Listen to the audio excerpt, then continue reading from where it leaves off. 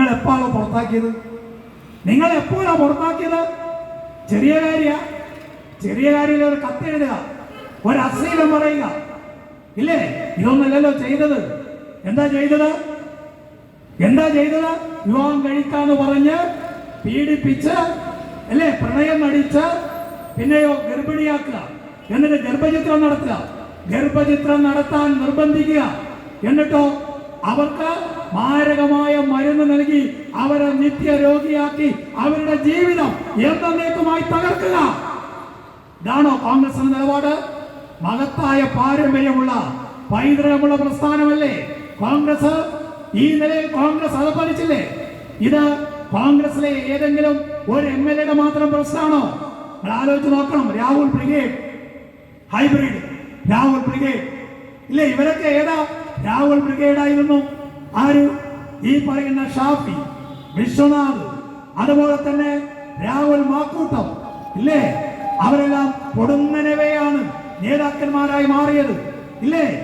എന്നിട്ട് അവർക്ക് സീറ്റ് വാങ്ങിച്ചു കൊടുത്തു. ഞാൻ ചോദിക്കട്ടെ, രാഹുൽ മാക്കൂട്ടത്തിനെതിരായി എത്ര പരാതികൾ വന്നു? ഈ പരാതികൾ യഥാസമയം പോലീസ് ഏൽപ്പിച്ചിരുന്നുവെങ്കിൽ കേരളത്തിൽ എത്ര പെൺകുട്ടികൾ, എത്ര യുവതികൾ രക്ഷപ്പെടുമായിരുന്നു? VD സതീശൻ 9-10 പരാതി കിട്ടിയെന്നാ പറയുന്നത്. നിസ്സാരമായ പരാതിയല്ല, ഫോൺ വിളിച്ച് അസഭ്യം പറഞ്ഞ പരാതിയല്ല, പീഡനമാണ്, താണ്ഡവമാണ്. ഞാൻ കൂടുതൽ പറയുന്നില്ല. അമ്മമാരും സഹോദരിമാരും ഇരിക്കുന്ന ചടങ്ങാണിത്. ഇതിനപ്പുറം പറയാൻ കഴിയില്ല, ഇല്ലേ?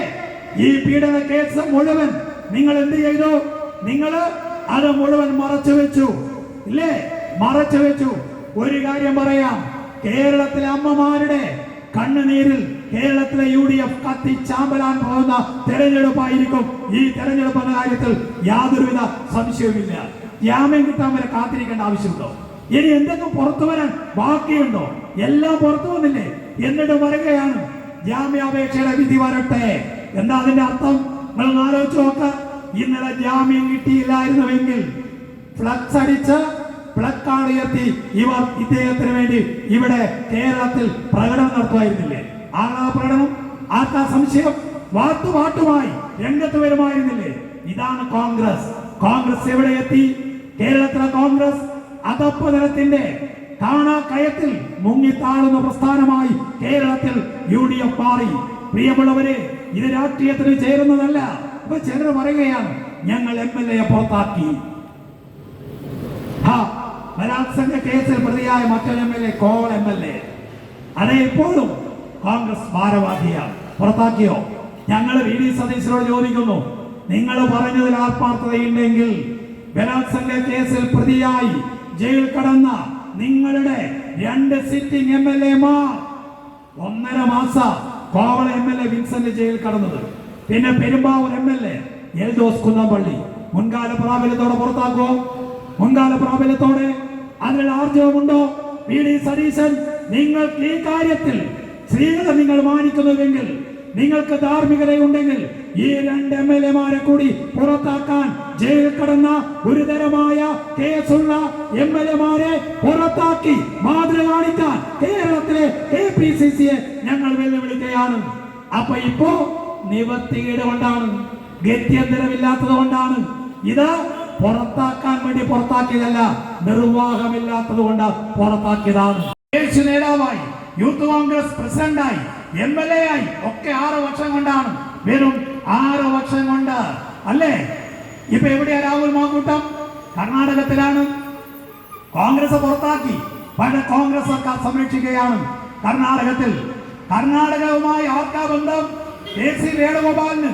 ചിന്തിച്ചാൽ നമുക്കറിയാം, അതിന് നമുക്ക് ഉത്തരം കിട്ടും, ഇല്ലേ?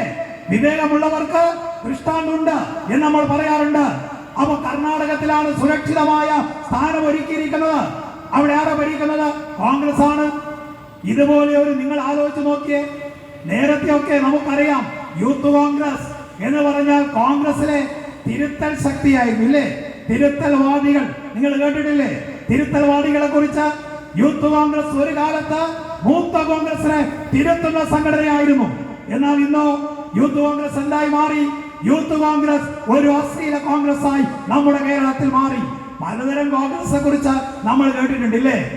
Congress, I Congress, syndicate Congress. എന്നാൽ ആദ്യമായിട്ടാണ് ഗർഭചിത്ര കോൺഗ്രസിനെ കുറിച്ച് നമ്മൾ കേൾക്കുന്നത്. ഗർഭചിത്ര കോൺഗ്രസ്. കോൺഗ്രസ് എവിടെ എത്തിയിരിക്കുന്നു? കോൺഗ്രസ് MLA-ക്കെതിരെ എത്ര പരാതിയാണ്? ഒന്ന് ആലോചിച്ച് നോക്ക്. നിങ്ങൾക്ക് ആർക്കെങ്കിലും ആശ ടീച്ചറെ അറിയോ? ഏതാശ ടീച്ചർ?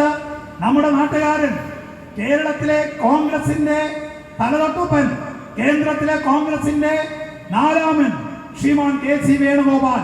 അദ്ദേഹത്തിന്റെ ഭാര്യ മട്ടന്നൂർ കോളേജിൽ ടീച്ചറായിരുന്നു, ഇല്ലേ? ഇപ്പൊ ധനുവച്ചരം കോളേജിലാണ്. ആ ആശ ടീച്ചറെ കുറിച്ച് നമ്മുടെ നാട്ടിൽ അധികം ആർക്കും അറിയില്ല. അവർ പൊതുവേദിയിൽ വരാറില്ല, അവർ സോഷ്യൽ മീഡിയയിൽ ഒന്നും പോസ്റ്റ് ചെയ്യാറില്ല. എന്ന് ആലോചിച്ച് നോക്കണം. അവസാനം എന്താ പറയാ, ഈ സമ്മർദ്ദം സഹിക്കാതെ എന്ത് ചെയ്യുന്നറിയോ? രാഹുൽ മാക്കൂട്ടത്തിനായി പോസ്റ്റ് ഇടേണ്ടി വന്നു KC വേണുഗോപാലിന്റെ ഭാര്യക്ക്. മാസങ്ങൾക്ക് മുമ്പ് ആശയുടെ പോസ്റ്റ് ഉണ്ടായിരുന്നു. പെൺമക്കളുടെ അമ്മമാർക്ക് ചങ്കിടിപ്പ് കൂടുകയാണ്. എങ്ങനെ വീട്ടിൽ സമാധാനത്തോടെ ഇരിക്കാൻ കഴിയും? ഈ ചോദ്യം ചോദിച്ചത് ആരാ? KC വേണുഗോപാലിന്റെ ഭാര്യ. മിസ്റ്റർ വേണുഗോപാൽ, ഞങ്ങൾ ഉപദേശിക്കുന്നതിന് പകരം ആദ്യം സ്വന്തം പ്രിയതമ ആശ ടീച്ചറെ നിങ്ങളെ ബോധ്യപ്പെടുത്താം. കോൺഗ്രസിന്റെ വർക്കിംഗ് കമ്മിറ്റി അംഗത്തിന്റെ ഭാര്യയുടെ വേദന, അവരുടെ സങ്കടം, അവരുടെ രോഷം, ഇതാണ് കേരളത്തിലെ അമ്മമാരുടെ രോഷം എന്ന് നിങ്ങൾ മനസ്സിലാക്കണം. പ്രതികരിക്കണം. അപ്പൊ നിങ്ങൾ അറിയാലോ, ജോൺ ബ്രിട്ടാസിനെതിരായിട്ടാണ് ആരൊക്കെ രംഗത്ത് വന്നിരിക്കുന്നത്? മുസ്ലിം ലീഗ്, പിന്നെ ആരാ? കോൺഗ്രസ്, പിന്നെ ജമാഅത്ത് ഇസ്ലാമി. ജമാഅത്ത് ഇസ്ലാമി RSSന്റെ മുസ്ലിം പതിപ്പ ജമാഅത്ത് ഇസ്ലാമി. UDF-ന്റെ സ്ഥിതി എന്നാണ് ഇപ്പോ? UDF-ന് രാഷ്ട്രീയം പറഞ്ഞ വോട്ട് നേടാൻ പറ്റില്ല, നയം പറഞ്ഞ വോട്ട് നേടാൻ പറ്റില്ല, കേരളത്തിലെ സർക്കാരിന്റെ വികസന നേട്ടങ്ങളെ മറച്ചു വെക്കാനും പറ്റില്ല. ഇപ്പൊ എന്താ ചെയ്യുന്നത്? നിങ്ങള് വർഗീയത കുത്തിയിളക്കാൻ നോക്കുന്നു. വർഗീയത ഒരു ഭാഗത്ത് BJP, മറുഭാഗത്ത് ജമാഅത്ത് ഇസ്ലാമി. ജമാഅത്ത് ഇസ്ലാമിക്കാരൻ തലയിൽ മുണ്ടിട്ടിട്ട് 2023 ഡൽഹിയിലെ RSS ആസ്ഥാനത്ത് പോയി RSS മേധാവിയുടെ കാല് പിടിച്ചവരാണ് ജമാഅത്ത് ഇസ്ലാമിക്കാരൻ. നിഷേധിക്കാൻ പറ്റുമോ? എന്റെ പ്രസംഗം പത്രക്കാരെടുക്കുന്നുണ്ട്, ഇല്ലേ? ജമാഅത്ത് ഇസ്ലാമിക്കാരൻ കേസ് കൊടുക്ക.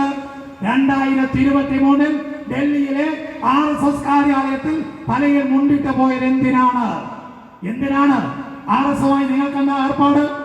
നിങ്ങളല്ലേ പറയുന്നത് വർഗീയ വിരുദ്ധ പോരാട്ടത്തിൽ, ഫാസിസ്റ്റ് വിരുദ്ധ പോരാട്ടത്തിൽ ഞങ്ങൾ ഇതാ വിട്ടുവീഴ്ചയില്ലാതെ പോരാടുന്നവരാണ്. ഇതാണോ വിട്ടുവീഴ്ചയില്ലാത്ത പോരാട്ടം? ഇത് വിട്ടുവീഴ്ച മാത്രമല്ല, കാല് പിടിക്കലല്ലേ ജമാഅത്ത് ഇസ്ലാമിക്കാര്.